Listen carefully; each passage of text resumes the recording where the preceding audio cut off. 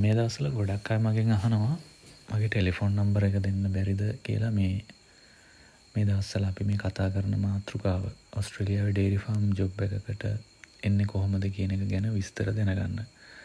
ඉතින් ඇත්තටම කියනවා නම් ටෙලිෆෝන් නම්බර එක දෙන එක මට ටිකක් කරදරයි. මොකද දැන් හුඟක් දෙනෙක් මගේ පේජ් එකත් එක්ක එකතු වෙලා ඉන්නවා. ඉතින් හැමෝම කෝල් මැසේජ් කරන්න ගත්තට පස්සේ ඒක ඇත්තටම මට කරදරයක් වෙනවා. ඉතින් දැන් මටත් කරදරයක් නොවි ඔයාලගෙත් අවශ්‍යතාවය ඉටු වෙන විදිහට පහසු ක්‍රමයක් මම හඳුන්වලා දෙන්න හිතුවා. මේක හරිම ලේසි.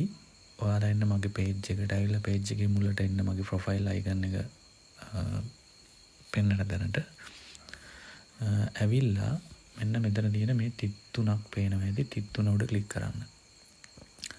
එතකොට මේ තිත් තුන උඩ ක්ලික් කරාම මෙතන උඩින්ම පෙන්නනවා මේ ලයිස්තුවේ මැසේජ් කියලා. ඔයගොල්ලෝ එන්න එතනට.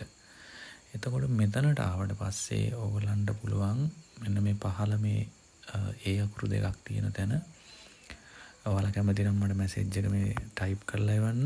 එහෙම නැත්නම් ටයිප් කරන්න කම්මැලි නම් තියෙනවා මෙතන මයික් ඔප්ෂන් එක. මයික් එක ඔබලා ඔයගලන්ට පුළුවන් මට වොයිස් මැසේජ් එකක් විදිහට මේක එවන්න. ඉතින් එතකොට මෙතනදී ඔයගලන්ට වොයිස් එකට රෙකෝඩ් කරන්න පුළුවන් එක අවස්ථාවකදී විනාඩියක කාලයක් විතරයි. ඉතින් මේ විදිහට විනාඩියෙන් විනාඩියට ඔයගලන්ට පුළුවන් රෙකෝඩ් කරලා මට වොයිස් මැසේජ් එකක් විදිහට මේ පණිවිඩ එවන්න පුළුවන්. ඉතින් මේක ඔයාලගේ පැත්තෙන් ගත්තොත් ඔයාලගේ පෞද්ගලිකත්වයට ආරක්ෂා වෙන විදිහට මට ඔයගොල්ලන්ගේ ගැටලු ටික යොමු කරන්න පුළුවන්. ඉතින් මටත් හරි පහසුයි. ඒ කියන්නේ මට